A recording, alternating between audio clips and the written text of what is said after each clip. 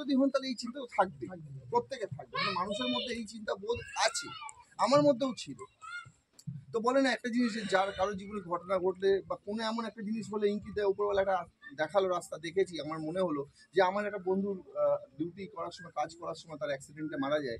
মারা যাওয়ার পরে আমি এই সিস্টেমটা আমিও ভেবেছিলাম যে আজকে যদি ওর অ্যাক্সিডেন্ট অন ডিউটি তো হয়েছে, যেহেতু আমার ফিল্ড ওয়ার্ক ছিল, ওর যদি রাস্তাঘাটে এরকম হতে পারে তাহলে কালকে আমার হবে না কি গ্যারেন্টি আছে।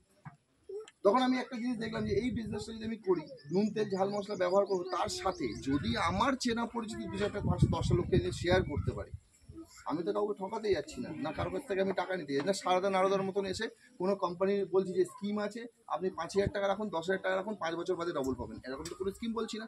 আমি বলছি যে দোকান থেকে কেনাকাটা করছেন সেই দোকান থেকে না কিনে আপনি একটা মাস বাজারটা আমাদের এই সিস্টেম থেকে করে দেখুন। যদি এখান থেকে করে আপনার ভালো লাগে প্রোডাক্ট, তাহলে বারবার ইউজ করবেন। যদি ভালো না লাগে তাহলে পাড়ার দোকান খোলা আছে, পরের মাসে পাড়ার দোকান থেকে আবার বাজার করে নেবেন আপনার পছন্দ মতন। কিন্তু বিষয় হচ্ছে আমি একটা জিনিস দেখলাম যে যখন আমি কমের মধ্যে পাচ্ছি আর জিনিসটা যদি ভালো হয়, তাহলে আমি 2-4, 5টা 10টা লোককে বলতেই পারি। আমি ঠিক আমার বিজনেসটাকে নিয়ে 2-5টা 10টা লোককে শেয়ার করেছিলাম। আমার বন্ধু বান্ধবও ছিল, আমার আত্মীয় স্বজন আছে, আপনাদেরও আছে, প্রত্যেকের আছে, আমারও আছে। তো আমি তাদের মধ্যে গিয়ে বিজনেসটা 2-5-10 জনকে বললাম। বলার পরে একটা জিনিস কি হলো, অনেকে বললো এইসব বিজনেস আবার বলছো, কি হবে, এগুলো হয় না। সত্যি কি নুন তেল ঝাল মশলা খেলে টাকা আসবে? কি বোকার মতন কথা বলো। কারণ আজ অব্দি আমরা একটা জিনিস খুব ভালো করেই জানি, নুন তেল ঝাল মশলা খেলে কোনোদিন টাকা আসে না। যদি আসতো তাহলে প্রত্যেকে এখানে কোটিপতি বসে থাকতাম, আর হয়তো বসার দরকারই থাকতো না, কোটিপতি থাকতাম, নিজের গাড়ি নিয়ে নিজের বাড়ি নিয়ে সব থাকতাম, যেটা প্র্যাকটিক্যাল। যেন আজ কেনাকাটা আমরা করছি বলে নয় স্যার, আমাদের পূর্বপুরুষরাও করেছে, কিন্তু কোনোদিন আসেনি। বাট একটা সিস্টেমের মাধ্যমে যদি একটা রাস্তা পেয়েছি, যেই রাস্তার মধ্যে বলা হচ্ছে যদি করো তাহলে ইনকাম আসবে।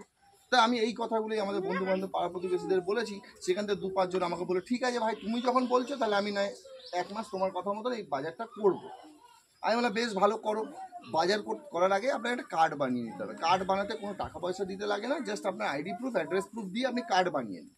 কার্ড বানানোর মানেটা হচ্ছে আপনি কোম্পানির সাথে যুক্ত হলেন, রেজিস্টার হয়ে গেলেন, কোম্পানির সমস্ত সুখ সুবিধা, সমস্ত ধরনের বেনিফিট সেগুলো আপনি পাবেন, যেগুলো স্যার এতক্ষণ ধরে বোর্ডে লিখে বোঝালেন। তো এই বেনিফিটগুলো, লাভগুলো আপনি পাবেন। অনেকে বললো ঠিক আছে আমরা কার্ড করব। কিছু লোক কার্ড করলো, তারা ব্যবহার করলো, তারা বললো না বেশ জিনিসটা তো ভালো। তারাও কী করলো, তাদের মতন প্রচার করলো। কেন? প্রচার করাটা আমাদের রক্তের মধ্যে মিশে রয়েছে। যেটা প্রথমেই স্যার একটু আগে বললেন যে যদি আমরা জিজ্ঞাসা করি এখানে ভালো চায়ের দোকান কোথায়, তাহলে আপনারা বলুন অমুক দোকান বা অমুক দোকানে যান, চা ভালো। ভালো মিষ্টির দোকান কোথায়, তো অমুক দোকানে ভালো মিষ্টি আছে। ভালো টিউশন টিচার, ভালো মাস্টার কোথায়, তো অমুক মাস্টার খুব ভালো পড়ায়। আমি বাড়িতে একটা ধর্মের অনুষ্ঠান করবো, কাকে ডাকবো, তো বললো অমুক লোককে ডাকো, খুব ভালো, উনি প্রচার করেন, ধর্মের প্রচারটা করেন। তো বিষয় হচ্ছে প্রচার জিনিসটা আমাদের রক্তের মধ্যেই মিশে আছে। আর আমরা তখন দেখি না যে আমরা এই যে প্রচারটা করলাম তার জন্য আমরা কি লাভ পাবো। কিন্তু ভেবে দেখুন, যে চায়ের দোকানে গিয়ে যদি চা খাই, আমরা